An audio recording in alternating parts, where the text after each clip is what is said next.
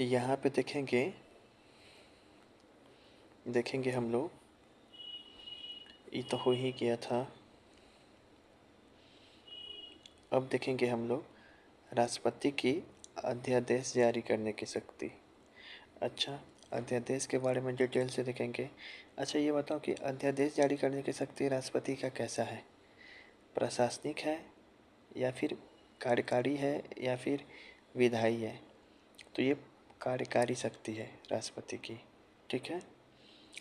अनुच्छेद 123 में दिया हुआ है कि जब ये संसद का 17वां हो, विघटन की अवधि में नहीं, स्थगन की अवधि में भी नहीं, केवल 17वां के समय, जब सत्र का अवसान हो, सत्र समाप्त हो, तो उस समय राष्ट्रपति क्या कर सकता है?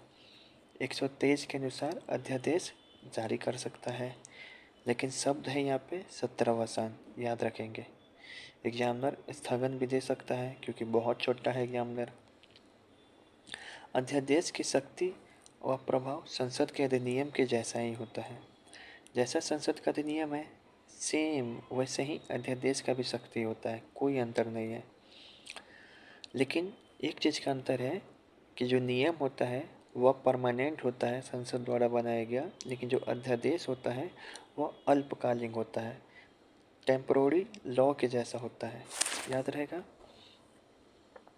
यह राष्ट्रपति की सर्वाधिक महत्वपूर्ण विधायी शक्ति है।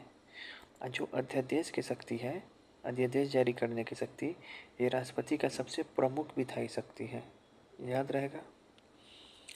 यह शक्ति राष्ट्रपति को अप्रत्याशित और अविलंबीय मामलों से निपटने में मदद करेगा। यह जो राष्ट्रपति का अध्यादेश की शक्ति है, तो राष्ट्रपति को कोई भी अप्रत्याशित मामला आ गया, कोई भी अनिश्चित मामला आ गया, तो उन सभी मामलों में राष्ट्रपति को निपटने में क्या करेगा? सहायक बनाता है। ठीक है। राष्ट्रपति के अध्यादेश जारी करने की शक्ति की क्या सीमाएं हैं? तो अध्यादेश केवल तभी जारी किया जा सकता है जब संसद के दोनों सदन या कोई एक सदन सत्र में ना हो। सही बात है। केवल 17वां की अवधि में, और उसमें भी कब? जब संसद का दोनों सदन सत्र में ना हो या कोई एक सदन सत्र में ना हो। मान लो केवल राज्यसभा सत्र में है लेकिन लोकसभा नहीं है, लोकसभा का 17वां चल रहा है या राज्यसभा का 17वां चल रहा है या दोनों का 17वां चल रहा है, तभी जारी किया जा सकता है। राष्ट्रपति संतुष्ट हो कि केवल उस समय अध्यादेश जारी करना आवश्यक है तभी कर सकता है। ठीक है। अध्यादेश केवल उन्हीं विषयों पर जारी हो सकता है जिस पर संसद को कानून बनाने की शक्ति है। अब ऐसा नहीं है कि राष्ट्रपति के विषय पे अध्यादेश जारी हो जाए। जो संसद कानून एकदम संसद का कानून जो सेम है सो सेम है, बस टेम्पोररी लॉ है ये। राष्ट्रपति की अध्यादेश शक्ति पर सीमाएं, और भी कुछ सीमाएं हैं। अध्यादेश पर वह सभी संवैधानिक सीमाएं लागू होगा जो संसद के कानून पर लागू होता है। सही बात है। अध्यादेश किसी मौलिक अधिकार का लघुकरण या छीन नहीं सकता। संसद का विधि भी मौलिक अधिकार को नहीं छीन सकता। प्रत्येक अध्यादेश संसद की पुनः बैठक होने पर दोनों सदनों के समक्ष प्रस्तुत किया जाना चाहिए। सही बात है। अध्यादेश से टेम्पोररी लॉ है, बाद में इसको दोनों सदनों से पुनः जब सत्र चालू होगा तो सहमति भी मिलना चाहिए अध्यादेश को, वरना अध्यादेश समाप्त हो जाएगा। यदि संसद का दोनों सदन अनुमति दे देता है तो वह अध्यादेश क्या हो जाता है? कानून बन जाता है। यदि संसद कुछ ना करे तो संसद की पुनः बैठक से 6 माह बाद समाप्त हो जाएगा। मान लो संसद कोई उस पर अनुमति नहीं दिया तो मैक्सिमम जो है 6 महीने के अंदर में तो उसको अनुमति मिल ही जाना चाहिए अध्यादेश को, लेकिन अनुमति नहीं मिल पाया तो वह अध्यादेश समाप्त हो जाता है खुद ही। ठीक है। या फिर संसद मना ही कर दे, अनुमति ही नहीं दे तो फिर भी समाप्त हो जाएगा। और कुछ नहीं भी बोले, अनुमोदन है कि नहीं है, तब भी समाप्त हो जाएगा। अनुमोदन दे दिया तो कानून बन जाएगा। एक चीज़ याद रखना है, आपसे यहाँ पे कन्फ्यूजन होता है, एग्जामिनर पूछता है, बच्चों से कन्फ्यूजन होता है। पूछे अध्यादेश की अधिकतम अवधि कितना है? तो 6 माह 6 सप्ताह, 6 माह 6 सप्ताह। मैक्सिमम में इतना है अवधि है। लेकिन कभी ऐसा सवाल है, अध्यादेश को संसद के अंदर कितने समय में पारित हो जाना चाहिए, अनुमोदन मिल जाना चाहिए? तो 6 महीना में, बल्कि 6 सप्ताह में। कितना में? 6 सप्ताह में। लेकिन अध्यादेश की अधिकतम अवधि कितना है? तो 6 सप्ताह, 6 महीना। लेकिन संसद के अंदर कितने दिन में अनुमति मिलना चाहिए अध्यादेश को? तो 6 सप्ताह में। याद रहेगा, बहुत इम्पोर्टेंट है।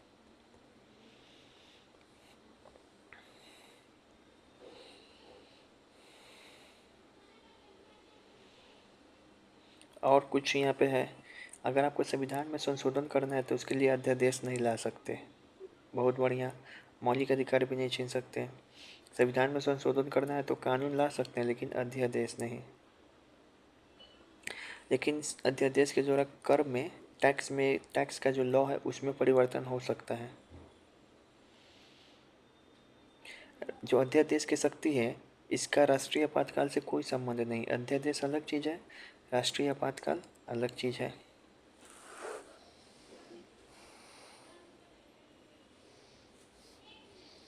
राष्ट्रपति की क्षमादान शक्ति। अब यहाँ पे राष्ट्रपति की क्षमादान शक्ति जो न्यायिक शक्ति के अंदर पढ़े थे, लेकिन इसको अभी हम लोग और डिटेल से पढ़ेंगे। अनुच्छेद 72 में दिया हुआ है राष्ट्रपति की क्षमादान शक्ति। जो राष्ट्रपति का आर्टिकल है 53 से लेके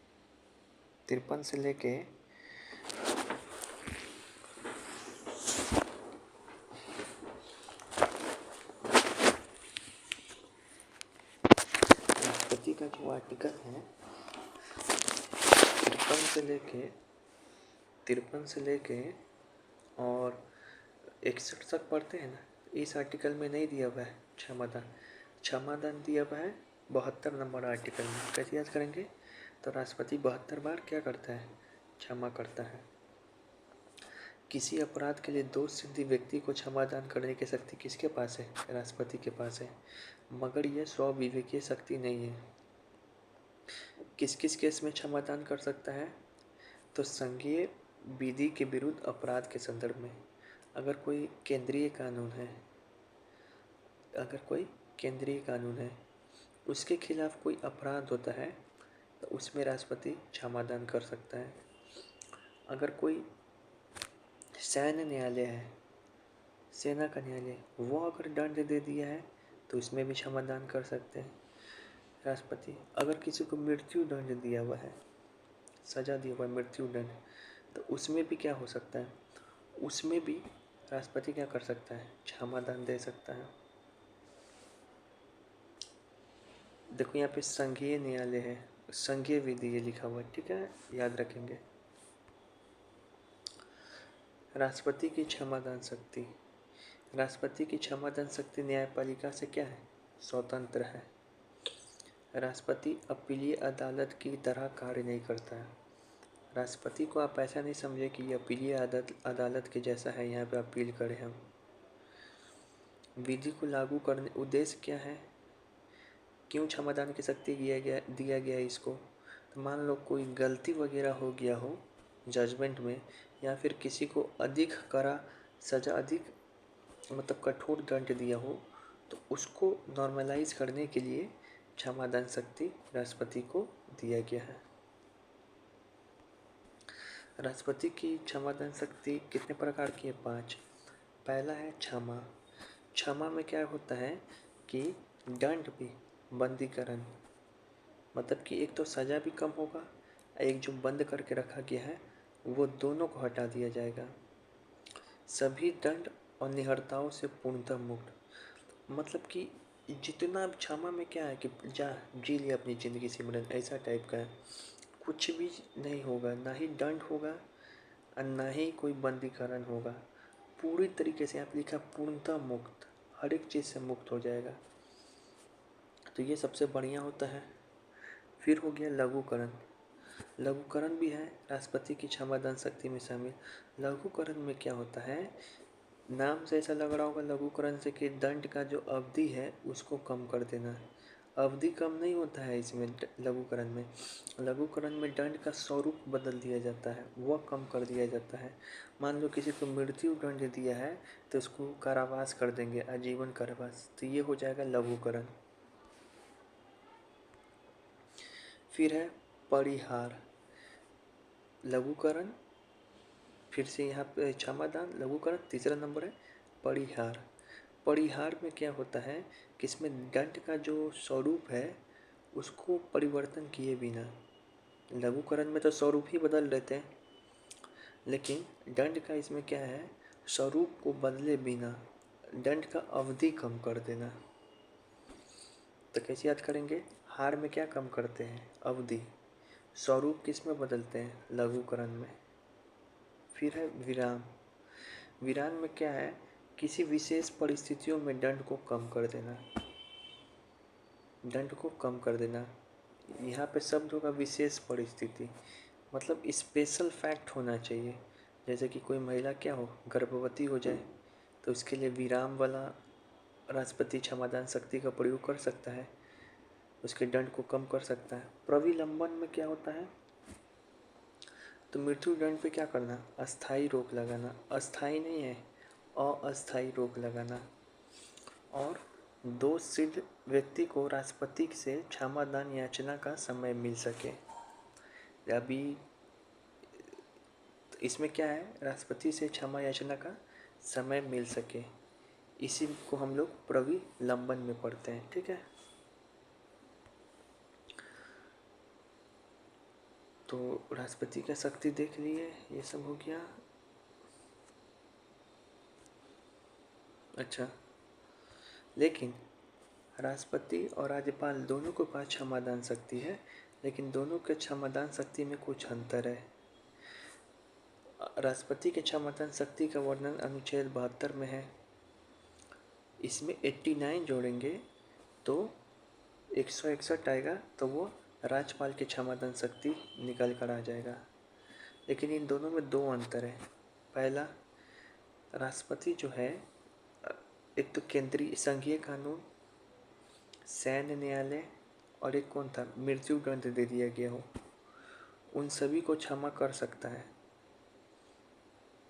लेकिन राज्यपाल जो है वह अगर किसी को सैन्य न्यायालय कोई सज़ा सुनाया है, राज्यपाल उसको क्षमा नहीं कर सकता, क्षमादान शक्ति का प्रयोग।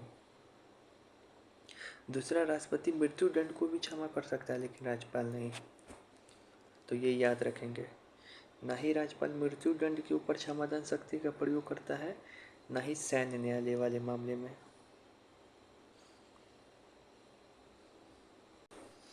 अब हम लोग जानेंगे कि राष्ट्रपति का संवैधानिक स्थिति क्या है। राष्ट्रपति का संवैधानिक स्थिति क्या है, तो राष्ट्रपति को संवैधानिक स्थिति को समझने के लिए पहले आपको 3 अनुच्छेद समझना होगा, 53, 54, 55। 53 में बोला गया है कि संघीय कार्यपालिका की शक्ति राष्ट्रपति में निहित होगी, लेकिन इस शक्ति का प्रयोग अपने अधीनस्थ इसका प्रयोग खुद या अधीनस्थ मंत्रियों द्वारा किया जा सकता है। मतलब शक्ति तो दिया है, लेकिन इसका प्रयोग करेगा अपने अधीनस्थ मंत्रियों के माध्यम से। 74 में बोला है कि राष्ट्रपति की सहायता के लिए एक मंत्रिपरिषद होगा। तो सहायता या सिफारिश के लिए कौन होगा, या सलाह देने के लिए एक मंत्रिपरिषद होगा, उसी के आधार पे काम करेगा। 75 में लिखा है कि मंत्रिपरिषद लोकसभा के प्रति सामूहिक रूप से उत्तरदायी है। मतलब लोकसभा के प्रति जवाबदेही किसकी सुनिश्चित हो रही है, मंत्रिपरिषद की। तो ऑटोमेटिकली है, इन तीनों आर्टिकल से समझ में आ रहा है कि केंद्र में कौन उभर के आ रहा है, मंत्रिपरिषद। तो राष्ट्रपति की शक्ति वास्तव में राष्ट्रपति की शक्ति नहीं है, मंत्रिपरिषद की शक्ति है। यही संवैधानिक स्थिति है। दूसरा, राष्ट्रपति के संदर्भ में 2 संशोधन किया गया। एक तो 42वां संविधान संशोधन अधिनियम 1976 और 44वां 1978 मोरारजी देसाई के समय। इसमें बोला गया कि राष्ट्रपति जो है 42वां में बोला गया, इंदिरा गांधी बोलती कि मंत्रिपरिषद का सलाह मानना क्या है, बाध्य है आपको, उसका सलाह मानना ही पड़ेगा। दूसरी, लेकिन 44वां में थोड़ा सा लिबरल कर दिया गया, बोला आप सलाह मानने के लिए बाध्य हैं, मगर एक बार मंत्रिपरिषद की सलाह को पुनर्विचार के लिए भेजा जा सकता है, आप भेज सकते हैं, लेकिन पुनर्विचार के बाद वापस अगर कोई वो सलाह बदले हुए रूप में आए या सेम रूप में आए, आपको वो सलाह मानना पड़ेगा ही। तो इसमें तो एक बार मौका दिया भी गया, इसमें तो बोल ही दिया गया कि आप पूरे तरीके से बाध्य हैं। तो समझ में आया।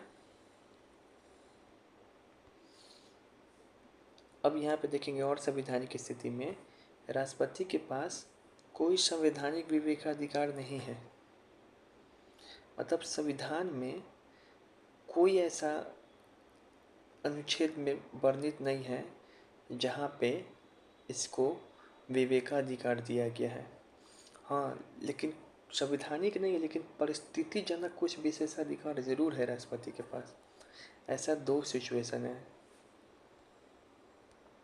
एक तो सिचुएशन है कि लोकसभा में अगर किसी दल को बहुमत प्राप्त नहीं है, बहुमत प्राप्त होगा तब तो उसी दल के नेता को प्रधानमंत्री नियुक्त करना पड़ेगा, लेकिन बहुमत किसी को प्राप्त नहीं है, किसी गठबंधन को भी नहीं है, तब वहाँ पे अपने विवेक के अनुसार का प्रयोग करके पीएम नियुक्त कर सकेगा।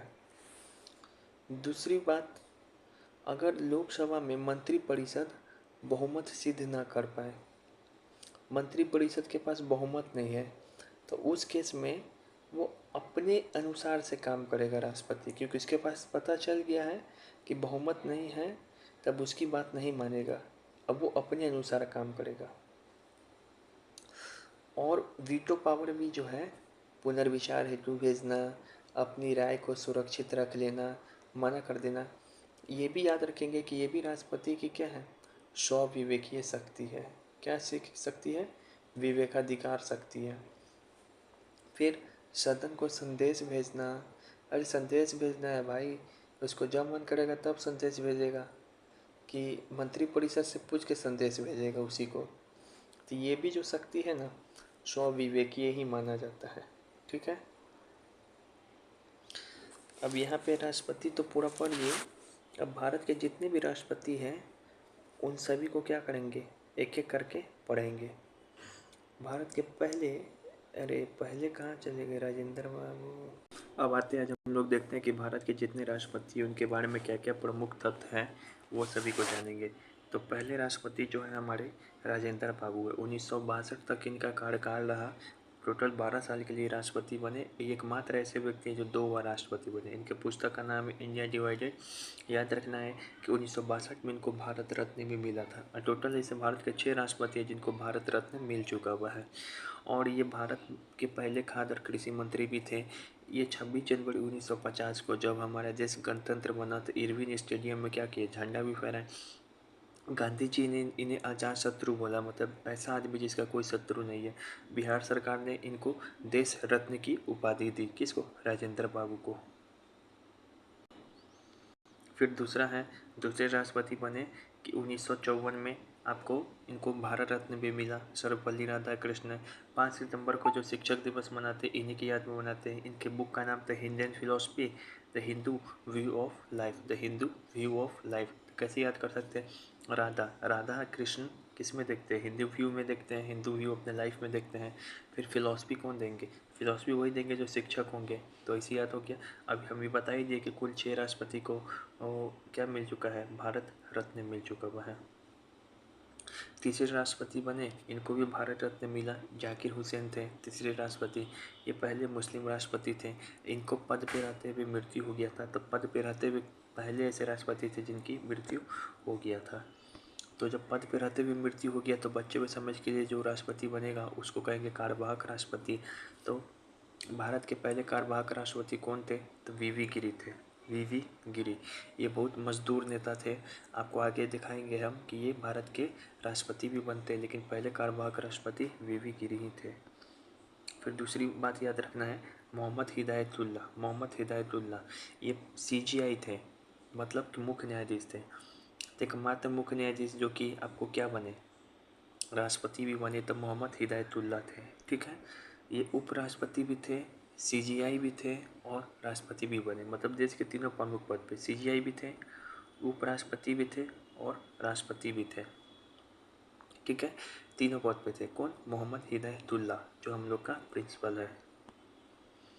फिर से वीवी गिरी के बारे में याद रखना है कि भारत के पहले कार्यवाहक राष्ट्रपति ये बने थे, लेकिन फिर ये इनको भारत रत्न भी मिला हुआ है 1975 में, और ये राष्ट्रपति भी बने थे। इनका जो आपको ये बारे में याद रखना है कि स्वतंत्र उम्मीदवार चुने जाने वाले पहले राष्ट्रपति थे। स्वतंत्र पार्टी से अपना खुद का चुनाव लड़े और ये क्या किए, पहले राष्ट्रपति बन गए। ये पूछेगा निर्दलीय चुनाव किसने जीता राष्ट्रपति का, तो नीलम संजीव रेड्डी, लेकिन स्वतंत्र उम्मीदवार चुने जाने वाले पहले राष्ट्रपति कौन थे, तो वीवी गिरी। फखरुद्दीन अली अहमद, ये भी पद पे रहते हुए इनका मृत्यु हो गया था, ये भी राष्ट्रपति थे। जिस समय आपातकाल की घोषणा की थी इंदिरा गांधी, तो उस समय जो राष्ट्रपति थे कौन थे, फखरुद्दीन अहमद। बासपन दत्त जत्ती, ये भी राष्ट्रपति रहे हैं बहुत कम समय के लिए, बासपन दत्त जत्ती। नीलम संजीव रेड्डी, ये भारत के क्या है, ये पहले गैर कांग्रेसी राष्ट्रपति थे। इंदिरा गांधी के बाद जब 1970 में मोरारजी देसाई की सरकार था, तो उसी के समय ये राष्ट्रपति बने, लेकिन इंदिरा गांधी के समय में क्या था, ये लोकसभा अध्यक्ष थे। तो आपको याद रखना है कि लोकसभा के अध्यक्ष एकमात्र ऐसे लोकसभा के अध्यक्ष थे जो कि राष्ट्रपति भी बन गए, नीलम संजीव रेड्डी। आपको याद रखना है कि एक तो लोकसभा के अध्यक्ष भी थे और ये CM भी थे, आंध्र प्रदेश के पहले CM भी थे, और ये लोकसभा के अध्यक्ष भी थे और CM भी थे, और बाद में राष्ट्रपति भी बन गए। और बने भी तो कैसे, तो पहले गैर कांग्रेसी राष्ट्रपति और एकमात्र ऐसे राष्ट्रपति थे जो निर्विरोध, बिना किसी विरोध के चुने गए थे। ज्ञानी जैल सिंह के बारे में याद रखना है कि भारत के पहले सिख राष्ट्रपति थे। इन्हीं के समय डाकघर संशोधन अधिनियम पे पॉकेट विटो का इस्तेमाल किया गया था 1986 में। 86 से कैसी डेट याद कराए थे, उपभोक्ता संरक्षण अधिकार अधिनियम, डाकघर अधिनियम। फिर से याद रखना है के आर नारायण, इनका पूरा नाम है कोचारी रामन नारायण, KR नारायण। ये भारत के पहले दलित राष्ट्रपति थे। जब आज़ादी का स्वर्ण जयंती मनाया जा रहा था, तो उस समय हमारे भारत के राष्ट्रपति यही थे। फिर याद रखना है कि ये APJ अब्दुल कलाम, इनका पूरा नाम है अबुल पाकिर जैनुलाब्दीन कलाम। ठीक है, जैनुलाब्दीन कलाम, देखो इनका नाम पूरा है ये इनको भी भारत रत्न मिल चुका है। इनको मिसाइल मैन ऑफ इंडिया भी बोला जाता है। फिर से ये विश्व छात्र दिवस 15 अक्टूबर को, देखो इम्पोर्टेंट है, VBI 1931 में पहली बार मनाया गया था। विश्व छात्र दिवस जो 15 अक्टूबर को मनाते हैं ना हम लोग, गांधी जयंती वाला समय में, विश्व छात्र दिवस, तो इन्हीं की याद में मनाते हैं, APJ अब्दुल कलाम की याद में। 15 अक्टूबर को विश्व छात्र दिवस इन्हीं की याद में मनाते हैं। पहला परमाणु परीक्षण 1974 और 1988 के जो पोखरान परीक्षण में हुआ था, उसमें प्रमुख भूमिका निभाई।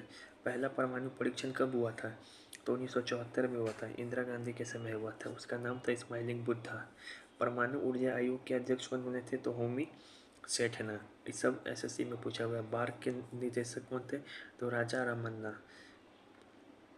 इंदिरा गांधी जो है ना PNE पॉलिसी लाई थी, इंदिरा गांधी PNE पॉलिसी लाई थी, पीसफुल न्यूक्लियर एक्सप्लोजन, शांतिपूर्ण नाभिकीय विस्फोट। फिर से आपको याद रखना है यहाँ पे कि 1991 में अटल बिहारी वाजपेयी के समय दूसरा परमाणु परीक्षण था, तो उसका नाम था ऑपरेशन शक्ति। लेकिन 1974 में जब पहला परमाणु परीक्षण था, तो उसका नाम था स्माइलिंग बुद्धा। इस समय PM कौन थे, अटल बिहारी वाजपेयी, लेकिन पहले वाले में थे इंदिरा गांधी। अमेरिका ने भारत पर NPT के लिए दबाव बनाया, न्यूक्लियर नॉन प्रोलिफरेशन के लिए, प्रोलिफरेशन के लिए, ठीक है ना, लेकिन दबाव नहीं माना भारत। यह जो है, लेकिन 2001 के बाद 2001 में 9/11 हमले के बाद क्या किया अमेरिका, ये प्रतिबंध हटा दिया। आपको याद रखना है कि अटल बिहारी वाजपेयी ने जय जीवन जय किसान का, जय जीवन जय किसान जय विज्ञान का नारा दिया था, लेकिन लाल बहादुर शास्त्री जय जवान जय किसान का नारा दिए थे। ठीक है, APJ अब्दुल कलाम बहुत सारा बुक लिखे थे। इंडिया 2020 कैसा होना चाहिए, विंग्स ऑफ फायर इनकी आत्मकथा है। इग्नाइटेड माइंड्स, माइंड तो इग्नाइटेड कलाम जी का ही होगा। वी आर बॉर्न टू ब्लूजम, सही बात है। बूम करने के लिए बॉर्न कौन हुआ है, तो कलाम जी ही हुआ है। फेलियर टू सक्सेस, पेपर बेचने वाले से इतने सक्सेस बन गए तो कलाम जी ही थे। टारगेट 3 बिलियन का टारगेट लेके कौन चले थे, कलाम जी ही चले थे। तो ल्यूमिनस स्पार्क, स्पार्क कौन करेगा, तो कलाम जी ही करेंगे। टर्निंग पॉइंट्स किनके जीवन में आएगा, तो कलाम जी के जीवन में ही आएगा कि पेपर बेचने वाले से क्या बन गए, राष्ट्रपति बन गए। प्रतिभा देवी पाटिल, मतलब प्रतिभा पाटिल, प्रतिभा पाटिल क्या है, भारत की पहली महिला राष्ट्रपति थी। भारत की पहली महिला राष्ट्रपति थी। और आपको याद रखना है कि इनको मैक्सिको का सर्वोच्च नागरिक पुरस्कार पाने वाले ये दूसरे राष्ट्रपति थे। सबसे पहले सर्वपल्ली राधाकृष्णन को ही मिला था मैक्सिको का सर्वोच्च नागरिक पुरस्कार, और इनको ये दूसरी नंबर पे। ये राजस्थान की मुख्यमंत्री राज्यपाल भी रही है। तो कौन से राष्ट्रपति थे जो कि आपको मुख्यमंत्री थे, तो वो थे नीलम संजीव रेड्डी, वो आंध्र प्रदेश के मुख्यमंत्री थे। लेकिन कौन सी जो राज्यपाल थी, तो वो थी प्रतिभा पाटिल। और कौन लोकसभा अध्यक्ष था जो राष्ट्रपति बना, तो वो था नीलम संजीव रेड्डी। कौन CGI थे जो राष्ट्रपति बने, तो वो थे मोहम्मद हिदायतुल्लाह। कौन उपराष्ट्रपति थे जो राष्ट्रपति बने, तो ये भी मोहम्मद हिदायतुल्लाह ही थे। मोहम्मद हिदायतुल्लाह 3 पद पे था, उपराष्ट्रपति, CGI, राष्ट्रपति। प्रणब मुखर्जी, इनको भी भारत रत्न मिला है। इनके बुक का नाम है the coalition year, the presidential year, the dramatic decade. तो कैसे याद कर सकते हो, मुखर्जी जी है, मुखर्जी जी के समय कोलिशन ईयर था। ममता बनर्जी, ऐसे याद कर सकते हो। कोलिशन ईयर में क्या होता है, प्रेसिडेंट ड्रामा बन के रह जाता है। इसका बात सुने इस गठबंधन का कि उस गठबंधन का नाम सुने। रामनाथ कोविंद भी प्रधानमंत्री राष्ट्रपति बने, इनके बारे में कोई विशेष बात नहीं है। अभी जो वर्तमान में है, तो ये भारत की पहली आदिवासी राष्ट्रपति है, लेकिन भारत की दूसरी महिला राष्ट्रपति है। ये ऐसी, ये झारखंड की पहली महिला राज्यपाल भी रही है। आपको याद रखना है कि प्रतिभा पाटिल भी राज्यपाल थी और ये भी राज्यपाल थे। तो 2 ऐसे राज्यपाल थे जो भारत के राष्ट्रपति बने, दोनों महिला। यशवंत सिन्हा के खिलाफ चुनाव लड़ी थी, यही सबसे युवा राष्ट्रपति है, इनको खिताब जाता है सबसे युवा राष्ट्रपति। ये इनका जन्म हुआ था 1958 में। तो इनके बारे में ऐसा बोला जाता है कि स्वतंत्रता के बाद इनका जन्म हुआ और उसके बाद ये राष्ट्रपति बनी, ठीक है। और ये संथाल जनजाति से थी, उड़ीसा की, ठीक है। आर वेंकट रमन, इनके बारे में याद रखना है कि इससे पहले वह उपराष्ट्रपति थे। याद रखो उपराष्ट्रपति कौन कौन थे, तो एक तो मोहम्मद हिदायतुल्लाह और वेंकट रमन, रामास्वामी वेंकट रमन। ये दोनों उपराष्ट्रपति थे लेकिन बाद में राष्ट्रपति बने। इनको क्या मिला, रूस से सोवियत भूमि पुरस्कार मिला था। जबकि प्रतिभा पाटिल और राधा कृष्ण को रेमन मैग्सेसे अवार्ड मिला था, जबकि इनको क्या मिला, रूस से सोवियत भूमि पुरस्कार मिला। तो कैसे याद कर सकते हो, राह से ही याद रखेंगे, राह से याद रखेंगे, रूस वाला पुरस्कार मिला इनको। राह से ऐसे भी याद रख सकते हैं कि राह से राष्ट्रपति थे और राह से उप राष्ट्रपति भी थे, ठीक है। डॉक्टर शंकर दयाल शर्मा, तो शंकर दयाल शर्मा जो है ये भी उपराष्ट्रपति थे। क्या थे, ये भी उपराष्ट्रपति। शंकर भी क्या थे, उपराष्ट्रपति थे। बड़ा दयालु है, ये उपराष्ट्रपति भी थे, मुख्यमंत्री भी थे और फिर बाद में जाके राष्ट्रपति भी बने। आपको याद रखना है नीलम संजीव रेड्डी भी क्या थे, मुख्यमंत्री थे और वो भी राष्ट्रपति बने। और आपको याद रखना है कि ये भी उपराष्ट्रपति थे। उपराष्ट्रपति कौन कौन था, तो एक तो मोहम्मद हिदायतुल्लाह और एक है रामास्वामी वेंकट रमन और एक शंकर दयाल शर्मा। ये तीनों उपराष्ट्रपति थे जो आगे चल के राष्ट्रपति भी बने। राष्ट्रपति सबको नाम से एक लाइन से याद करने का ट्रिक। राजेंद्र थी, तो उसकी राधा जो है जाकर गिरी कहाँ पे, अल्ली रेड्डी की जेल में। राजेंद्र की राधा जाकर गिरी अल्ली रेड्डी की जेल में। VSN को तो फिर क्या किया गया, VSN को कलम दी प्रतिभावान प्रणब ने, VSN को कलम दी प्रतिभावान प्रणब ने। राजेंद्र की राधा जाकर गिरी अली रेड्डी की जेल में, ठीक है ना। VSN को कलम दी प्रतिभावान प्रणब ने। तो ये सब राष्ट्रपति बन चुके हैं एक लाइन से क्रम में। राजेंद्र की राधा राजेंद्र की राधा राजेंद्र की राधा जाकर गिरी अली रेड्डी की जेल में, अली रेड्डी की जेल में। VSN को कलम दी प्रतिभावान प्रणब ने। याद हो जाएगा। अच्छा, इसमें से ठीक है। अब यहाँ से क्या क्वेश्चन सॉल्व करते हैं हम लोग। भारत की स्वर्ण जयंती के समय कौन थे राष्ट्रपति? तो ये थे KR नारायण, जो भारत के पहले दलित राष्ट्रपति थे। 1974 में पोखरान के समय पहले परीक्षण के समय परमाणु ऊर्जा आयोग के अध्यक्ष कौन थे? तो होमी सेठना थे। और 1974 में जो पहला पोखरान हुआ था उसका नाम क्या था? स्माइलिंग बुद्धा। इंदिरा गांधी के समय हुआ था। 1974 के पहले परमाणु परीक्षण कोड के रूप में किसे बोला गया? पहले उसको स्माइलिंग बुद्धा बोला गया। बाद वाला को कौन शक्ति बोला गया था? बाद वाला को कोई शक्ति बोला गया था। शांतिपूर्ण नाभिकीय विस्फोट PNE किसके नेतृत्व में भारत सरकार की नीति थी? तो PNE वाला पॉलिसी कौन अपनाया था? शांतिपूर्ण से नाभिकीय विस्फोट करेंगे, इंदिरा गांधी। भारत ने पोखरान में अपना दूसरा परमाणु परीक्षण कब किया था? पहला किया था 1974 में, दूसरा अटल जी के समय जन्म के समय 1998। ये सवाल देखो, 1998 में दूसरा परमाणु परीक्षण हुआ था, तो इसके बारे में कौन सा कथन सही है कि उसके जब हम लोग परमाणु परीक्षण किए दूसरा, तो इसमें क्या प्रतिक्रिया हुई? तो देखो, अमेरिका ने भारत और पाकिस्तान दोनों के परमाणु परीक्षण की भर्त्सना की। सही बात है, अमेरिका वो क्या किया? भर्त्सना किया। उसके बाद संयुक्त राष्ट्र परिषद ने परमाणु विस्फोट की भर्त्सना करते हुए संकल्प पारित किया। हाँ, UNO भी जो हम लोग का क्या किया, वो मतलब उस हम लोग के बारे में बुराई किया कि लोग परमाणु परीक्षण किया। अमेरिका तथा उसके सामरिक सहयोगी ने भारत पे आर्थिक प्रतिबंध लगा दिए। सही बात है, भारत पे प्रतिबंध भी लग गया।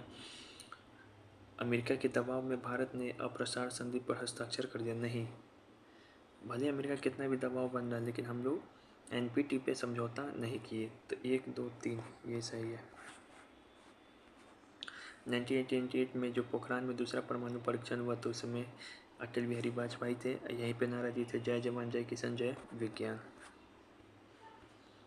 भारत में पर जो पोखरान का सेकंड परीक्षण हुआ, भारत में पोखरान के सेकंड परीक्षण के बाद जो प्रतिबंध लगाया था अमेरिका, तो कब हटाया था? जब अमेरिका में जब भारत में 9/11 हमला हुआ ना 2001 में, तब हटाया था। निम्नलिखित में से कौन से भारत के इंटीग्रेटेड मिसाइल प्रोग्राम के वास्तुकार थे? तो APJ अब्दुल कलाम को ही तो बोलते हैं missile man of India, IGDMP के वास्तुकार। इसमें से कौन कलाम जी की बुक नहीं है? 3 बिलियन टारगेट किसका था? कलाम जी का था। स्पार्क कौन करेगा? कलाम जी करेगा। फिर से advantage of India from challenge to opportunity, किसके पास चैलेंज था लेकिन उसको अपॉर्चुनिटी में बदला था? कलाम जी। ये कलाम जी का बुक नहीं था।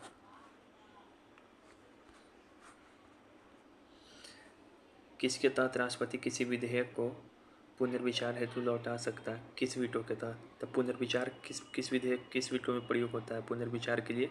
तो सस्पेंसिव वीटो में। याद है ना, विशेषित वीटो भारत के राष्ट्रपति को तो प्राप्ति नहीं है। पॉकेट में क्या करेगा? अपना सुरक्षित रख लेगा। अत्यंतिक में तो सीधे अस्वीकार करेगा तो समाप्त हो जाएगा, ठीक है ना।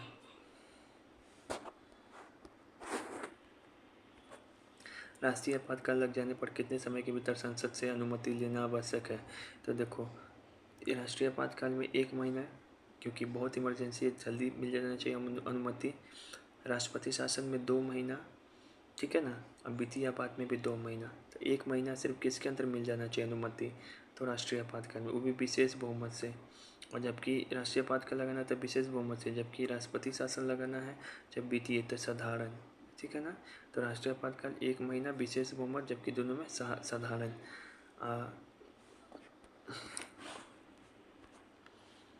संघ सरकार राज्य सरकार को निर्देश दे सकता है, किस में? तो 365 में है। अगर ये निर्देश नहीं मानेगा तो 356 के तहत क्या लग जाएगा? राष्ट्रपति शासन।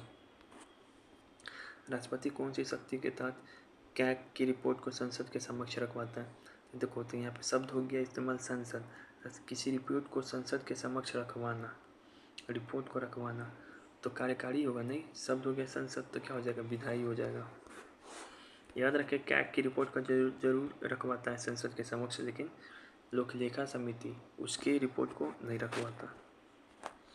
उपराष्ट्रपति के द्वारा राष्ट्रपति के त्यागपत्र की सूचना सर्वप्रथम किसे जाती है, किसे दी जाती है? मान लो राष्ट्रपति क्या करने वाला है, त्यागपत्र देने वाला है, तो ये सूचना सबसे पहले जो है उपराष्ट्रपति किसको जाके देगा, तो लोकसभा अध्यक्ष को जाके ये सूचना देगा कि राष्ट्रपति भैया हमारे त्यागपत्र देने वाले हैं। निम्नलिखित में से कौन सा संवैधानिक विशेषाधिकार राष्ट्रपति को प्राप्त नहीं है? तो देखो, राष्ट्रपति को तो बहुत सारा संवैधानिक विशेषाधिकार प्राप्त है। पुनर्विचार का अधिकार प्राप्त है, मगर साधारण विधेयक को पुनर्विचार के लिए भेज सकता है, न ही संविधान संशोधन को और न ही धन विधेयक को। तो ये गलत हो गया, ये वाला नहीं है। लोकसभा को भंग कर सकता है, पीएम की नियुक्ति कर सकते हैं। पुनर्विचार है, फिर से बोल रहे, लेकिन वित्तीय बिल, चाहे आपको धन विधेयक या फिर संविधान संशोधन विधेयक, क्योंकि ये सब राष्ट्रपति की अनुमति से ही पेश होता है।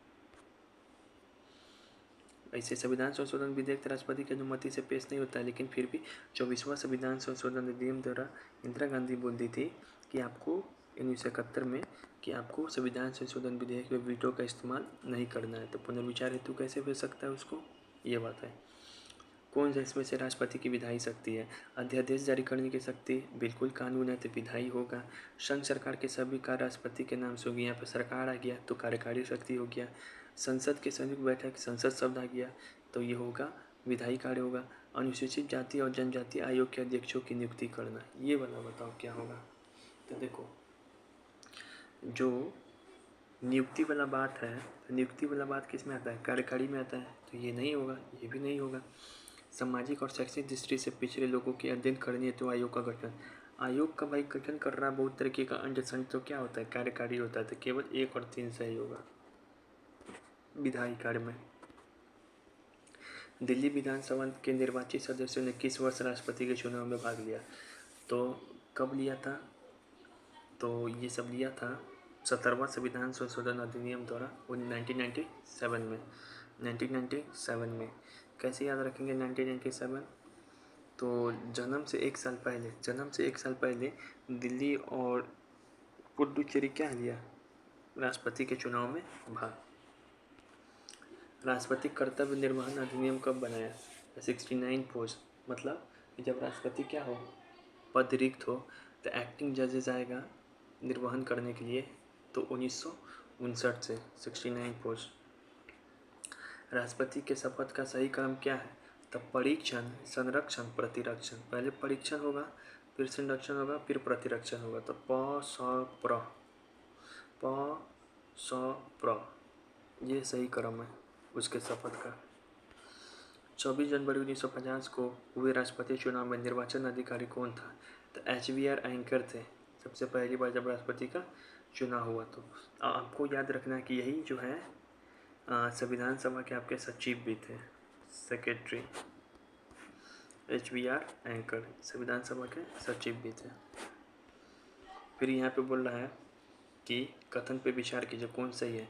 राष्ट्रपति पर महाभियोग का प्रस्ताव लाने हेतु तो किसी भी सदन की, महाभियोग की बात हो रहा है, अगर इसका प्रस्ताव लाओ तो किसी भी सदन की कुल सदस्य संख्या का 1/3 सदस्यों का समर्थन होना आवश्यक है। भाई मेरे 1/3 नहीं, महाभियोग लाना है तो कम से कम 1/4 सदस्यों का समर्थन होना आवश्यक होना चाहिए। तो ये कथन गलत है। राष्ट्रपति को हटाने के संदर्भ में दोनों शक्ति को समान शक्ति प्राप्त है, ये सही है, ये गलत है। महाभियोग की प्रक्रिया में संसद व विधानमंडल के मनोनीत और निर्वाचित सदस्य भाग लेते हैं, विधानमंडल नहीं भाई, सिर्फ संसद के पूरे सदस्य भाग लेते हैं, तो ये भी गलत, केवल 2 सही। देखो वही बात लिखा है। निम्नलिखित में से संविधान के कौन से अनुच्छेद में राष्ट्रपति को संवैधानिक संरक्षण प्राप्त है? तो 361 में राज्यपाल को भी इसमें प्राप्त है और राष्ट्रपति को भी प्राप्त है।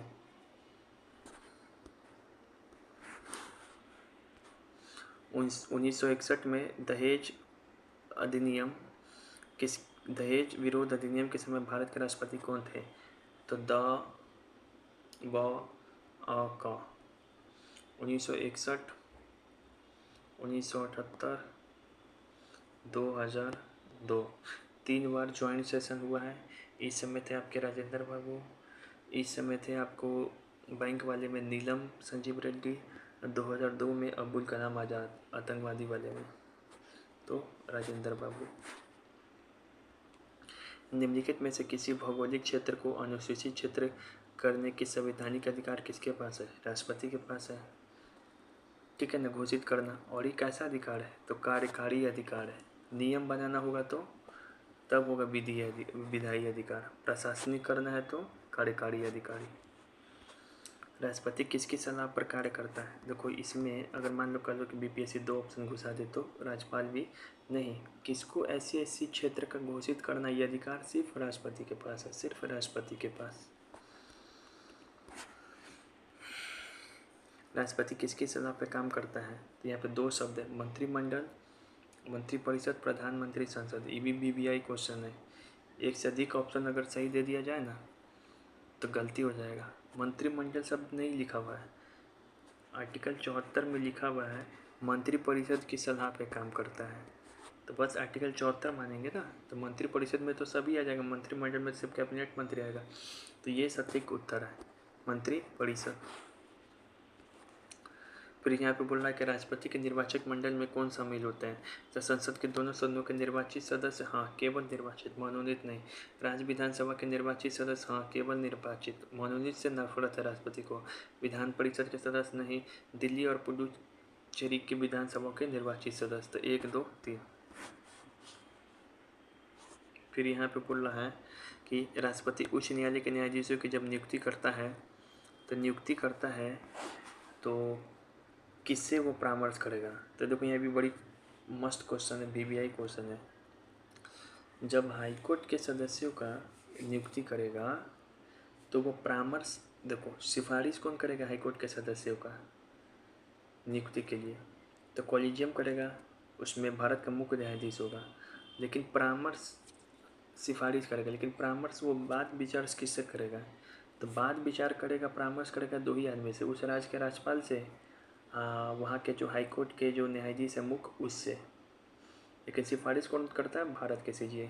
तो पहला वाला नहीं होगा, वो तो सिफारिश करता है ना, लेकिन परामर्श करेगा ये भारत के राज्यपाल से और संबंधित राज्य के मुख्य न्यायाधीश से। तो केवल 2, 3। बहुत बढ़िया, RAS में पूछा हुआ है 2023 में।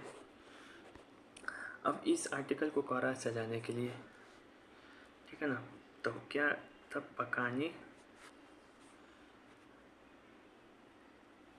कोको दियो दसम, पकानी कोको दियो दसम, इसको सजा के दिखाओ, ठीक है। 61 में तो पता ही है महाभियोग है, 57 में पता ही है पुनर्निर्वाचन की बात है, 53 में क्या है? राष्ट्रपति का पद। 52 क्या है? राष्ट्रपति का पद। 53 में क्या है? संघ की कार्यपालिका शक्ति, कहाँ से कार्यपालिका शक्ति राष्ट्रपति में नियत है। 54 में क्या है? राष्ट्रपति का निर्वाचन। उसके बाद हमको याद नहीं आ रहा है, चलो देखेंगे लास्ट में, तो अभी देख लेते हैं। देखो ये बताए थे पकानी, प का नी, तो ये हो गया 53, 52, ये हो गया 53, 54, ये तो क्लियर है इतना। उसके बाद क्या लिखता है? कोका, कोको नहीं है, कोका है, तो ये हो गया 55, ये हो गया 56। को मतलब क्या है? तो कोटा है। 56 का मतलब क्या है? तो कार्यकाल है, 5 साल तक। पकानी कोका दियो, दू यो मतलब दू से क्या है? दोबारा नियुक्त हो सकता है, तो 57। यो से क्या? तो 58 में यो से योग्यता है, तो ये हो गया 57, ये हो गया 58। द सौ म 10, ये क्या हो गया? 59, 60, 61। इस 10 से क्या है? दशा यानी कि शर्त है। 60 से क्या है? तो शपथ है। 61 से क्या है? तो महाभियोग है, समझे? तो यहाँ पे यही था।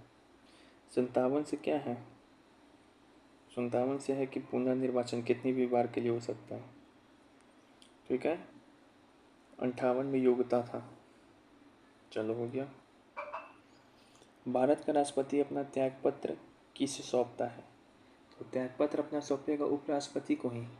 लेकिन लेकिन लेकिन ये तुरंत इस बात का सूचना किसको देता है? तो लोकसभा अध्यक्ष को।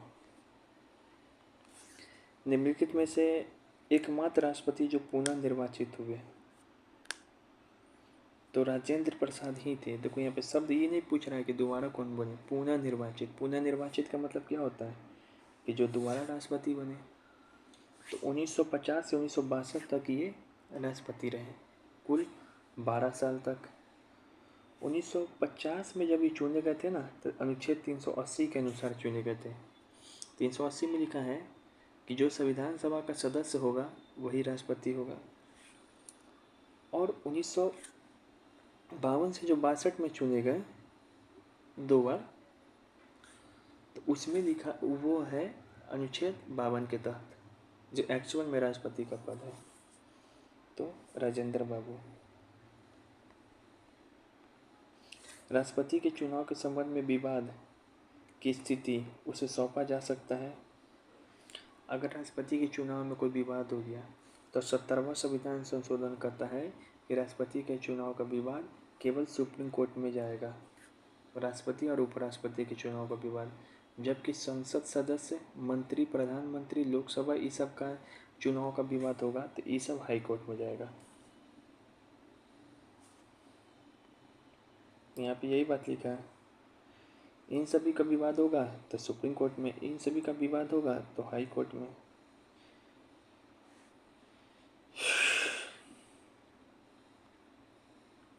अब ये वाला देखो, ये भी अच्छा क्वेश्चन है।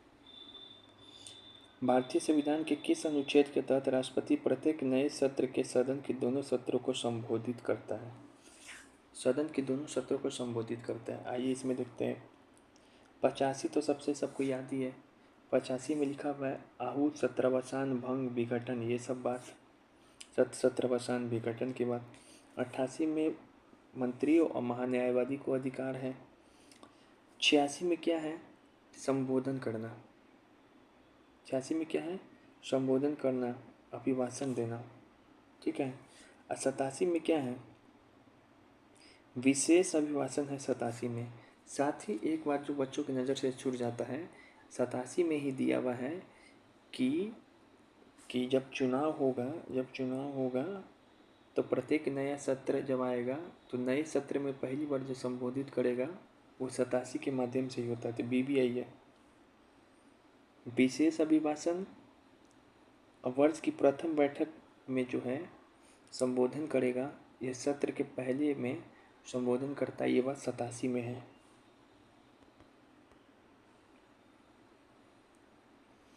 अब यहाँ पे देखो, निम्नलिखित में से कौन सी शक्ति राष्ट्रपति की कार्यकारी शक्ति के अंतर्गत शामिल नहीं? कार्यकारी बोल रहा है।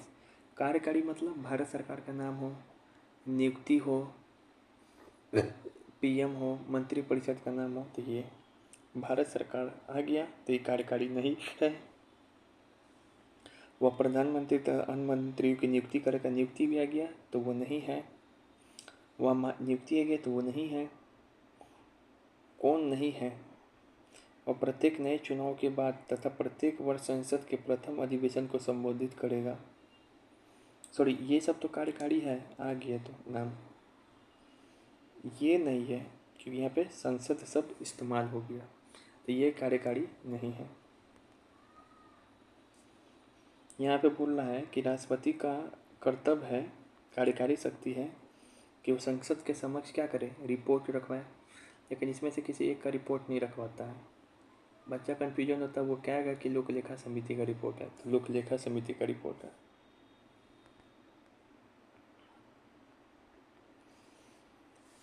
केंद्र में संघीय कार्यपालिका में कौन कौन होता है? तो कार्यपालिका का अंग है राष्ट्रपति भी है, उपराष्ट्रपति भी है, प्रधानमंत्री। लोकसभा अध्यक्ष कार्यपालिका का अंग थोड़ी है। लोकसभा अध्यक्ष जो है, चाहे उपाध्यक्ष होता है, चाहे उपराष्ट्रपति भी हो सकता है, लेकिन अध्यक्ष उपाध्यक्ष जो होता है वह विधायिका का अंग है, कार्यपालिका का नहीं। तो 1 2 4 बिहार SIM में भी पूछा था ये क्वेश्चन। निम्न में से कौन संघीय कार्यपालिका का सदस्य नहीं है? तो राष्ट्रपति होता है, महान्यायवादी जरूर होता है, एडवोकेट जनरल, लेकिन कैग नहीं होता है। बड़ी कन्फ्यूजन होता है बच्चों को इसमें। प्रधानमंत्री भी होता है, उपराष्ट्रपति भी होता है, मंत्रिमंडल भी होता है, मंत्रिपरिषद भी, लेकिन आपको लोकसभा अध्यक्ष के बारे में याद रखना है, वो नहीं होता है और कैग नहीं होता। संघीय कार्यपालिका में कौन शामिल नहीं है? तो संघीय कार्यपालिका में राष्ट्रपति शामिल है, प्रधानमंत्री शामिल है, भारत के महान्यायवादी है, कैग नहीं है। यही बिहार ऐसे में पूछा था और हम गलती करके आ गए थे।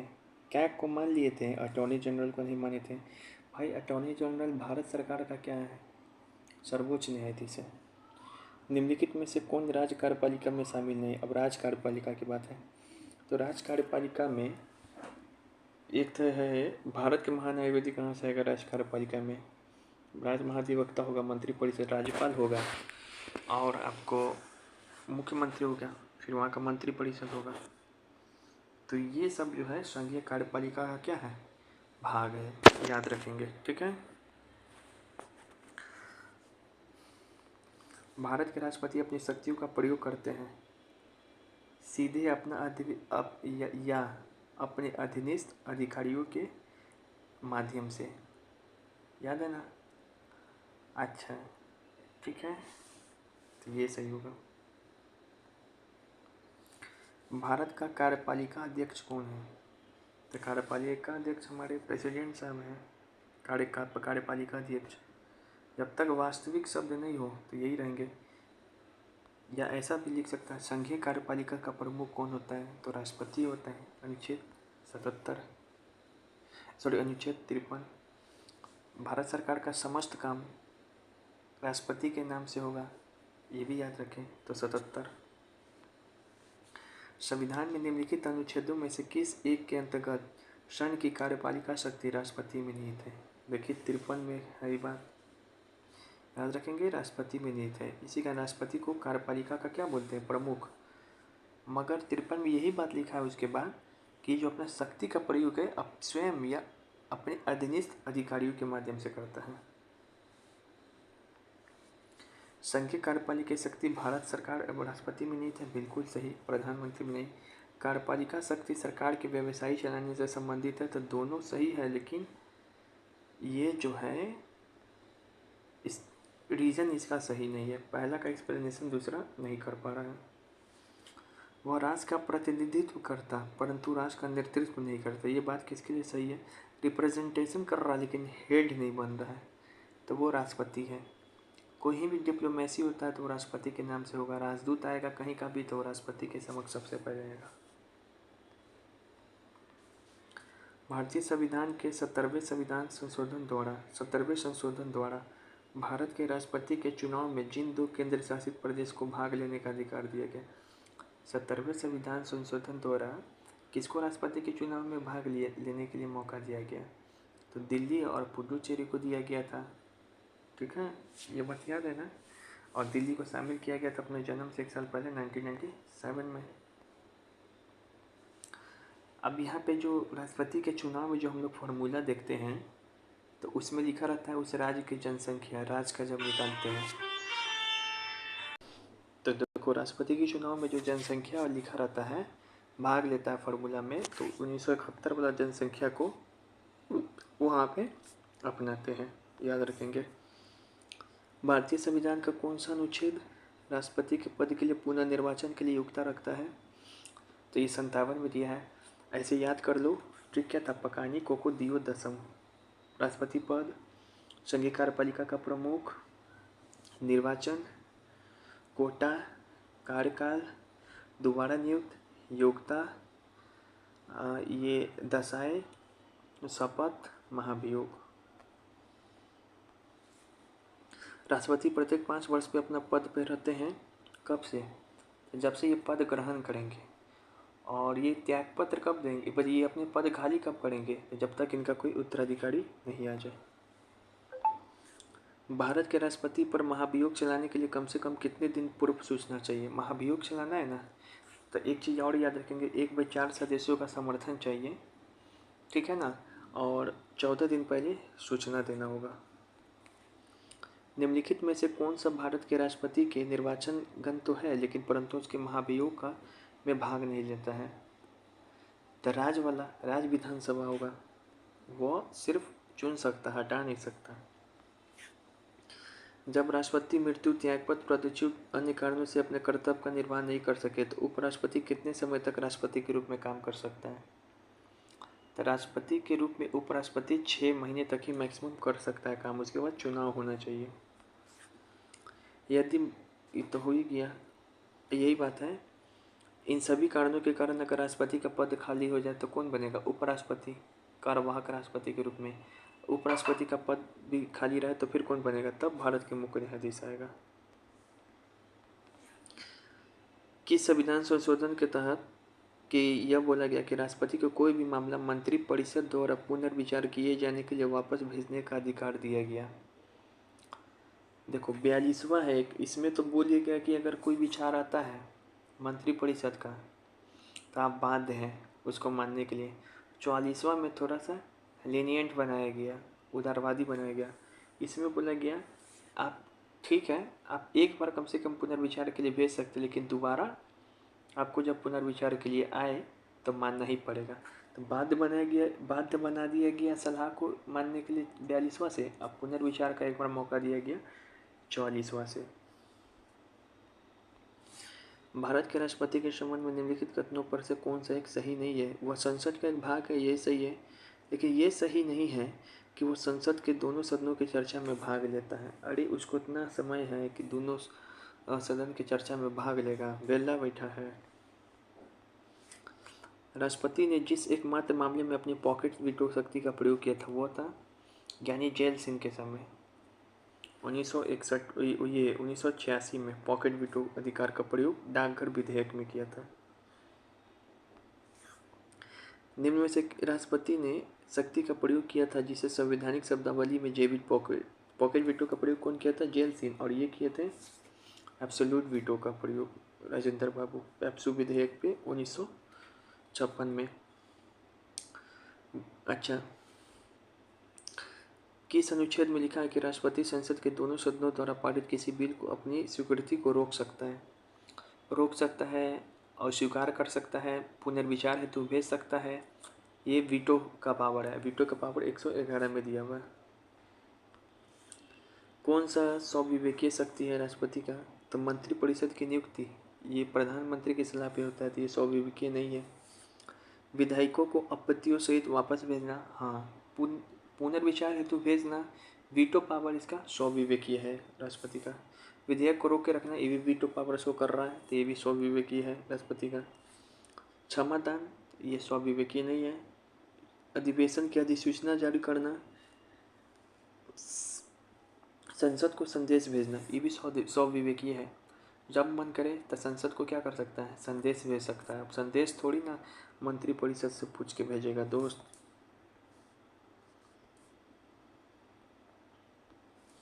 निम्नलिखित में से किस विषय पर राष्ट्रपति के लिए मंत्रिपरिषद से सलाह लेना आवश्यक नहीं है?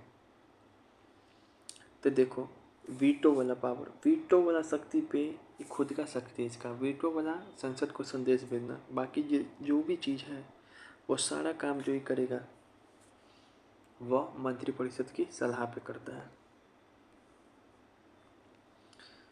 स्वविवेकीय शक्ति कौन सी है इसमें?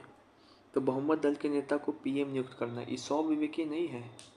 अगर किसी को स्पष्ट बहुमत नहीं है तब पीएम नियुक्त करना, यह स्वविवेकीय है। संसद का अधिवेशन बुलाना, ये भी स्वविवेकीय नहीं है। संसद को संदेश भेजना, ये जरूर स्वविवेकीय है।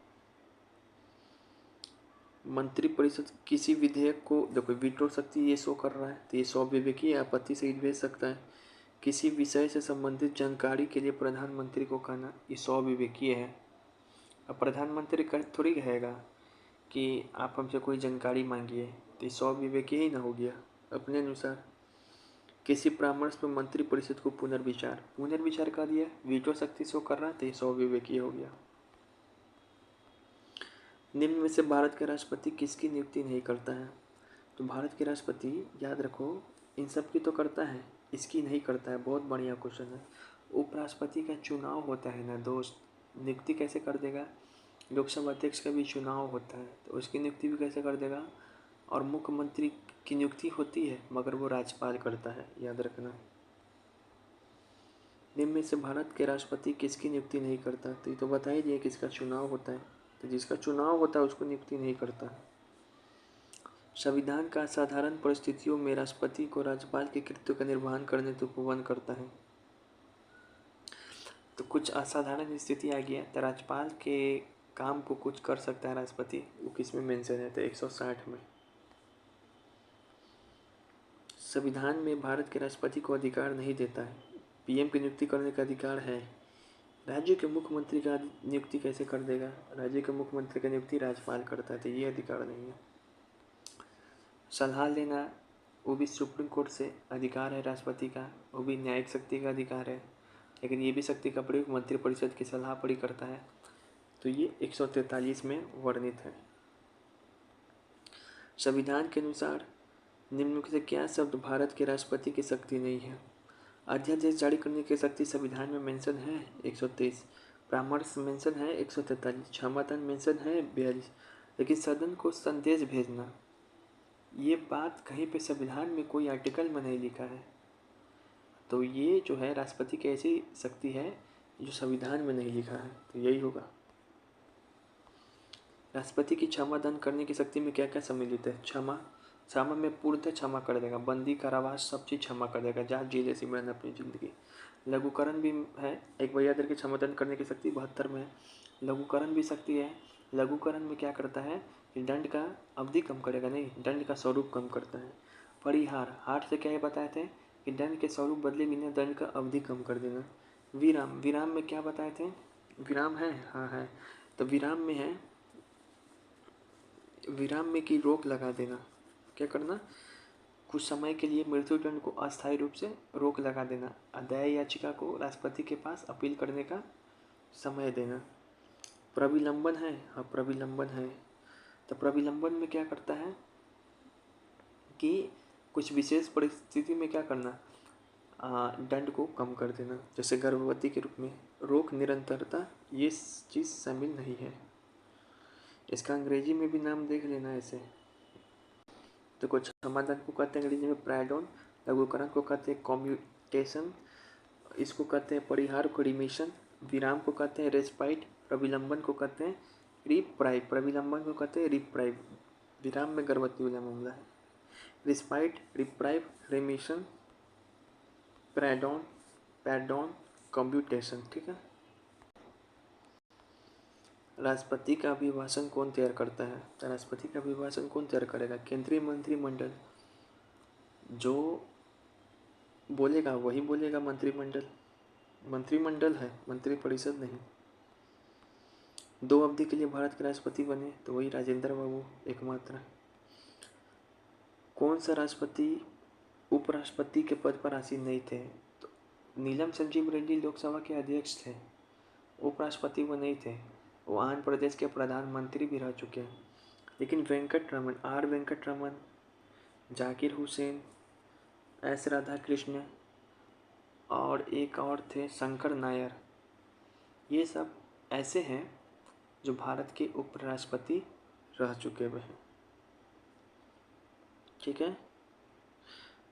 शंकर, देखो सबके में नाम में रह आएगा, राधा किशन में रह आ गया, जाकिर हुसैन में रह आ गया, वेंकट रमन में रह आ गया, शंकर नायर में भी रह आएगा, शंकर दयाल शर्मा है कि नायर है, इसमें भी रह आएगा। तो वो लोग राष्ट्रपति उपराष्ट्रपति भी रह चुका है, फिर बाद में राष्ट्रपति बना। निम्नलिखित में से भारत में राष्ट्रपतियों में कौन दार्शनिक राजा के रूप में, फिलोसफिकल राजा किसको बोला जाता है? इनका बुक का भी नाम है philosophy, Radha Krishna. Trade union आंदोलन से संबंधित कौन से राष्ट्रपति थे जो भारत के पहले कार्यवाहक राष्ट्रपति थे? वीवी गिरी। भारत के निम्न मुख्य न्यायाधीशों में से किस एक ने राष्ट्रपति के रूप में काम किया है? मोहम्मद हिदायतुल्ला, ये उपराष्ट्रपति भी थे, याद रखना है, सीजीआई भी थे और प्रेसिडेंट भी बने थे, हम लोग के प्रिंसिपल।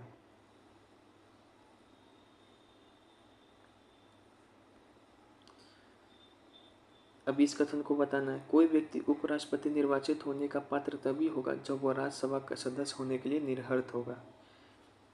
उपराष्ट्रपति के लिए यह कंडीशन है कि वो राज्यसभा का भले सदस्य हो चाहे नहीं हो, लेकिन उसकी योग्यता रखता हो, तो ये कथन सही है। जबकि राष्ट्रपति के लिए है कि वो लोकसभा का सदस्य होने का योग्यता रखता हो, मोस्ट वीवीआई पॉइंट। ठीक है, ऐसा इसलिए बनाया गया कि राष्ट्रपति राज्यसभा का क्या होता है, पदेन सभापति होता है, लेकिन वो राज्यसभा का मेंबर नहीं होता है। तो एक दो दोनों सही है। उपराष्ट्रपति के संबंध में कौन से कथन सही नहीं है? उपराष्ट्रपति बनने वाले व्यक्ति के पास जनता के सदन यानी कि लोकसभा के सदस्य निर्वाचित होने की योग्यता हो। नहीं, ये बात जो लाइन है, जनता का सदन बोल दिया, इसका मतलब लोकसभा बोल दिया, ये राष्ट्रपति के लिए सही है, तो ये गलत है। किसी राज्य की विधायिका का सदस्य इस पद के लिए उम्मीदवार हो सकता है, तो हो सकता है। उपराष्ट्रपति के पद का कार्यकाल उतना ही होगा जितना राष्ट्रपति का है, बिल्कुल 5-5 साल है। उसको एक औपचारिक महाभियोग नहीं, महाभियोग से हटाया जाता है केवल राष्ट्रपति को, तो केवल सही है 2 और 3। भारत का उपराष्ट्रपति, पहला ऑप्शन, भारत का द्वितीय उच्चतम प्रतिष्ठित पदाधिकारी है, सही है, सेकंड नंबर पे आएगा। उपराष्ट्रपति के पास पद के संबंध में कोई औपचारिक कर्तव्य नहीं है, बिल्कुल नहीं है। उपराष्ट्रपति को सभापति के रूप में शक्ति और वेतन पैसा मिलता है। बस उपराष्ट्रपति वो कब बन जाता है, ऐसे तो परमानेंट है, जो चीज़ रहेगा उसी के रूप में ना पैसा शक्ति वेतन मिलेगा, यही बात है। राष्ट्रपति की अनुपस्थिति में उसके कार्यों का निर्वहन करता है ये, तब वो उपराष्ट्रपति बनता है, ये भी सही है। राष्ट्रपति की पद त्याग, अपदस्थीकरण या मृत्यु के चलते राष्ट्रपति के रूप में काम करेगा, सही है। ये बात बहुत इम्पोर्टेंट है, उसको अपने पद से संबंधित कोई दायित्व नहीं है, उपराष्ट्रपति को सभापति के रूप में है।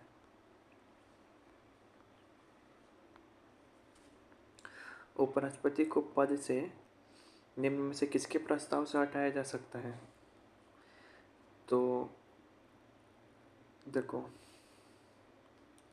ऐसे हटाने में दोनों को भूमिका है, लेकिन जब भी हटाने की शुरुआत होगी तो केवल राज्य परिषद की प्रस्ताव या रखेगी कि हमको हटाना है। शुरुआत केवल राज्यसभा से होता है, लेकिन हटाने में दोनों का भूमिका है, उपराष्ट्रपति को चाहे राष्ट्रपति को। भारत के उपराष्ट्रपति को पदच्युत करने संबंधी प्रस्तावित किया जा सकता है केवल राज्यसभा में, लेकिन हटाने में दोनों की भूमिका। निम्न में से किस एक की अध्यक्षता ऐसे के द्वारा होती है जो उसका सदस्य नहीं होता? तो राज्यसभा का सदस्य नहीं होता है उपराष्ट्रपति, लेकिन फिर भी उसका अध्यक्षता करता है। नीचे दिए गए 4 युग्म जिनमें से वह सही युग्म बताएं। दोनों महानुभाव उपराष्ट्रपति बनने से पूर्व राजदूत और उच्चायुक्त पे थे। तो आपको याद रखना है कि कमिश्नर या फिर राजदूत के पद पे राधा कृष्ण और वीवी गिरी दोनों रहे थे। कमिश्नर के पद पे राधा कृष्ण और वीवी गिरी दोनों रह चुके हैं। किस किस ने भारत के उपराष्ट्रपति पद को संभाला? मोहम्मद हिदायतुल्लाह, शंकर दयाल शर्मा, राधा कृष्ण, आर वेंकट रमन। यदि किन्हीं कारणों से भारत के राष्ट्रपति की अनुपस्थिति में उपराष्ट्रपति पद के कार्यों का निर्वहन करता है, तो उस अवधि में कौन से कथन सही है? इस अवधि में उपराष्ट्रपति राज्यसभा का सभापति बने रहेंगे? नहीं, गलत। जब वो एक साथ 2 लड्डू नहीं खा सकते हैं, जब वो उपराष्ट्रपति तो उपराष्ट्रपति ही बनेगा, वरना राज्यसभापति रहेगा। इस अवधि के लिए उपराष्ट्रपति के राष्ट्रपति का वेतन मिलेगा, हाँ, सब चीज़ उसको राष्ट्रपति बना अब अधिकार मिलने लगेगा उपराष्ट्रपति को। यदि इस अवधि में उपराष्ट्रपति त्याग पत्र दे दे तो फिर सीजीआई आएगा, ये भी सही है, सीजीआई आएगा। निम्नलिखित में से कौन सा संगत है? तो देखो, तो ये तीनों प्रेसिडेंट थे और ये पीएम।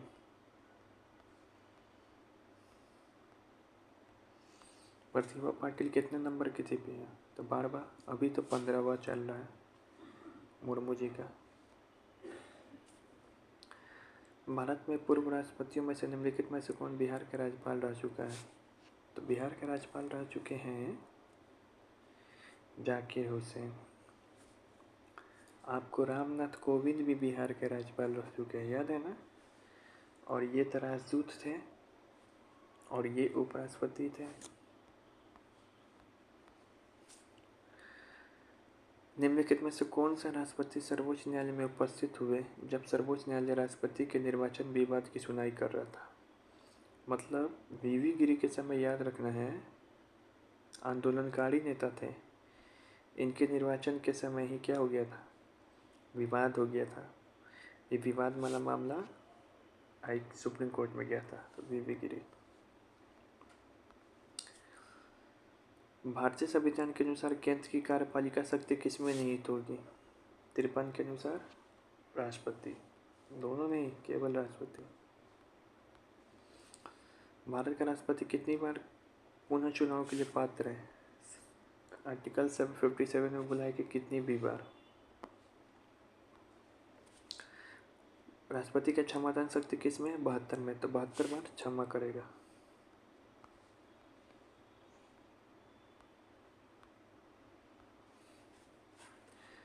भारत के राष्ट्रपति का पद ग्रहण करने से पूर्व उपराष्ट्रपति के पद पर कार्य नहीं किया है। नीलम संजीव रेड्डी लोकसभा अध्यक्ष है भाई, कितनी बार बोला गया है? आंध्र प्रदेश के प्रधान मुख्यमंत्री भी रह चुके हैं। आर वेंकट रमन, जाकिर हुसैन, शंकर दयाल शर्मा और राधा कृष्ण और मोहम्मद हिदायतुल्ला, ये सभी जो है उपराष्ट्रपति के पद पे थे। कैसे याद कर रहे थे? आर रहा है, इसके नाम में भी रहा है, इसके नाम में भी रहा है, यानी कि ये राष्ट्रपति भी थे, उपराष्ट्रपति भी थे।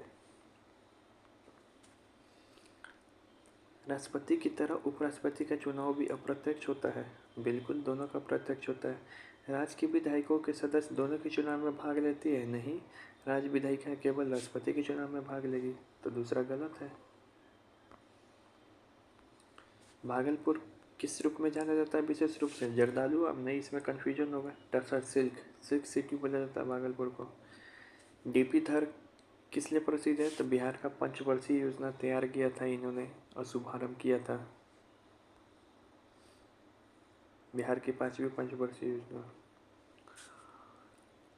बिहार पर्यटन नीति 2023 के अंतर्गत 50 करोड़ से अधिक रुपये का निवेश करने के दी जाने वाली अधिकतम पूंजी सब्सिडी कितना है? तो 25% सब्सिडी मिलेगा। ये मोस्ट BBI है। बिहार वैज्ञानिक सोसाइटी की स्थापना कब हुई? तो 1868 में। 1868 में 1868 में इमदाद नाम के एक आदमी थे, वही किए थे।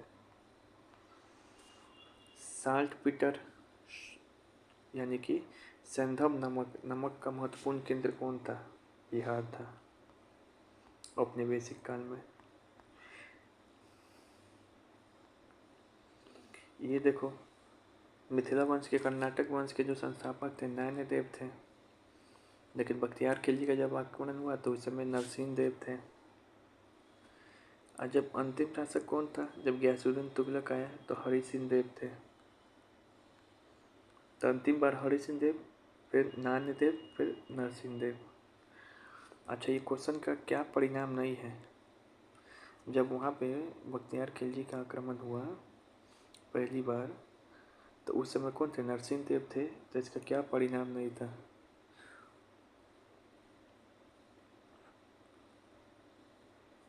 उन्हें बंदी बनाकर निर्वासित कर दिया गया। ये हुआ क्या? पता नहीं। बिहार यूथ कॉन्फ्रेंस की स्थापना 1928 में कहाँ पर हुई थी? मोतिहारी में।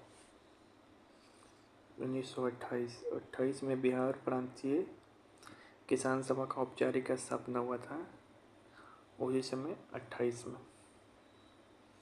सबसे बड़ा बिहार का अभ्यारण्य कौन है? तो वाल्मीकि टाइगर अभ्यारण्य। 2025 में नालंदा विश्वविद्यालय के कुलपति कौन बने थे? सचिन चतुर्वेदी। ये इकोनॉमिक्स में फेमस है, सचिन चतुर्वेदी। अब ये उपराष्ट्रपति से संबंधित कुछ फैक्ट है, उसको याद करें। 63 से 59 तक, 62 नहीं, 63 से 59 तक उपराष्ट्रपति का पद है। इसका ट्रिक है, उसका निकास शनि है।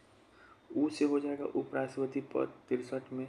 स से हो जाएगा 64 में कि वह सभापति के रूप में काम करता है। क से हो जाएगा कि उसका 65 में कार्य क्या है, कार्यभार। नी से हो जाएगा कि उसका निर्वाचन के बारे में। कहाँ से हो जाएगा उसका कार्यकाल। सौ से हो जाएगा कि 68 उसका समय क्या है। सौ से हो जाएगा शपथ। नी से हो जाएगा निर्वहन, उसका निकास शनि है। ठीक है। ऊ से हो जाएगा 63 में उपराष्ट्रपति पद है, 63 में दिया हुआ। सौ से हो जाएगा सभापति के रूप में काम करेगा, 64 में लिखा हुआ है। उपराष्ट्रपति किसी भी सदन का सदस्य नहीं होता है, ये बात सही है, लेकिन लोकसभा का अध्यक्ष लोकसभा का सदस्य ही बनता है। लेकिन राज्यसभा का सभापति जो होता है उपराष्ट्रपति बनता है, लेकिन वह राज्यसभा का सदस्य नहीं होता है। उसका का से क्या हो जाएगा, तो का से है अनुच्छेद 65 में कि राष्ट्रपति जब एब्सेंट होगा तो वो कार्यवाहक राष्ट्रपति के रूप में काम करेगा। ठीक है। और कोई भी उपराष्ट्रपति वो कार्यवाहक राष्ट्रपति के रूप में काम मैक्सिमम 6 मंथ तक कर सकते हैं। और इस दौरान उपराष्ट्रपति को क्या होगा, राष्ट्रपति के जैसा ही शक्ति, वेतन और अधिकार पूरी तरीके से मिल जाता है, लेकिन वह राज्यसभा के रूप में अब सभापति के रूप में काम नहीं करेगा उस समय के लिए। उसका नी तो 66 में है उपराष्ट्रपति पद का निर्वाचन। राष्ट्रपति बनने के लिए योग्यता क्या है, भारत का नागरिक हो, 35 वर्ष हो, लेकिन राज्यसभा का सदस्य निर्वाचन होने के लिए योग्य हो। जबकि राष्ट्रपति के लिए ये चीज़ क्या हो जाता है, लोकसभा का सदस्य। लाभ के पद पे ना हो, 15,000 जमानत राशि दोनों में है, राष्ट्रपति में उपराष्ट्रपति दोनों में रखना है। उपराष्ट्रपति में 20 अनुमोदक 20 प्रस्तावक चाहिए, राष्ट्रपति के लिए 50 अनुमोदक 50 प्रस्तावक चाहिए। फिर उपराष्ट्रपति का निर्वाचन है, तो उपराष्ट्रपति का निर्वाचन जो है इसमें केवल संसद के सदस्य शामिल होते हैं, वो भी सभी, इसमें निर्वाचित मनोनीत वाला कोई लफड़ा नहीं है। उसका निकास, उसका अब देखो तो कौन कौन आर्टिकल हम लोग पढ़ लिए, ऊ सा का, ठीक है ना। निर्वाचन भी पढ़ लिए, दी का मतलब अब कार्यकाल के बारे में पढ़ रहे हैं इसका। ठीक है। उपराष्ट्रपति का कार्यकाल और पद से हटाने का प्रक्रिया 67 में दिया है। उसका तका से कार्यकाल और पद से हटाने, ये दोनों बात दिया हुआ है 67 में। तो पद ग्रहण की तिथि से 5 साल की अवधि तक ये बना रहता है। उपराष्ट्रपति को पद से हटाना है तो लोकसभा राज्यसभा दोनों का भूमिका है, लेकिन सबसे पहले उसको हटाने का प्रस्ताव राज्यसभा में पेश होगा, और उसमें भी राज्यसभा के केवल 4 सदस्य का क्या होना चाहिए, हस्ताक्षर।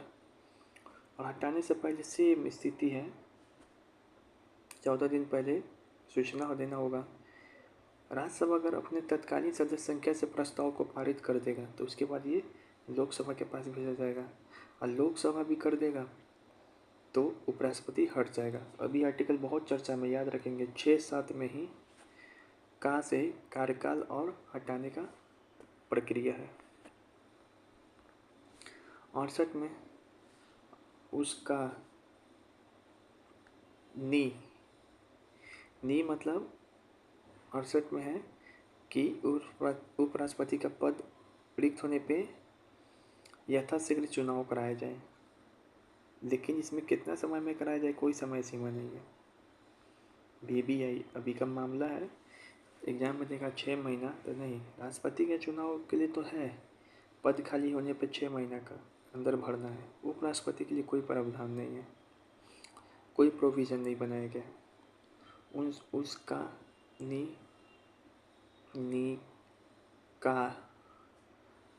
निकास फिर है शनि। उपराष्ट्रपति पद का शपथ है 59 में। उपराष्ट्रपति पद को शपथ दिलवाया जाता है। भारत के प्रथम उपराष्ट्रपति डॉक्टर सर्वपल्ली राधाकृष्ण हामिद अंसारी को 2 कार्यकाल के लिए भारत का राष्ट्रपति चुना गया। ठीक है ना।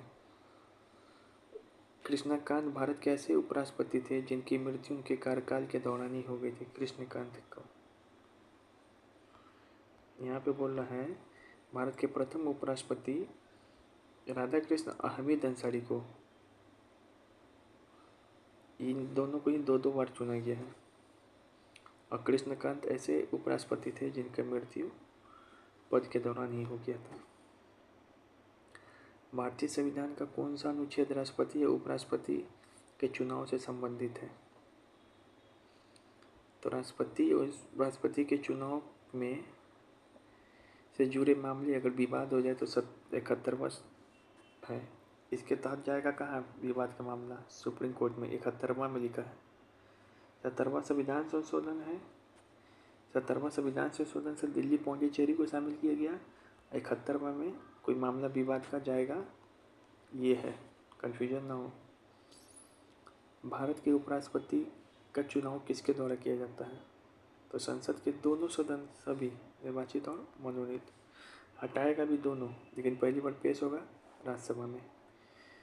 भारतीय संविधान के अनुसार भारत के उपराष्ट्रपति का चुनाव कौन कराता है? तो निर्वाचन आयोग, जैसे राष्ट्रपति का कराएगा। कौन चुनाव करता है? तो दोनों। हटाने की प्रक्रिया कौन शुरू करता है? राज्यसभा। 1/4 सदस्य का पहले समर्थन चाहिए। निर्वाचन में 20 अनुमोदक 20 प्रस्तावक चाहिए। हटाएगा कैसे? तो राज्यसभा पहले एक प्रस्ताव पारित करेगा प्रभावी बहुमत से, फिर उसके बाद लोकसभा के पास भेजेगा।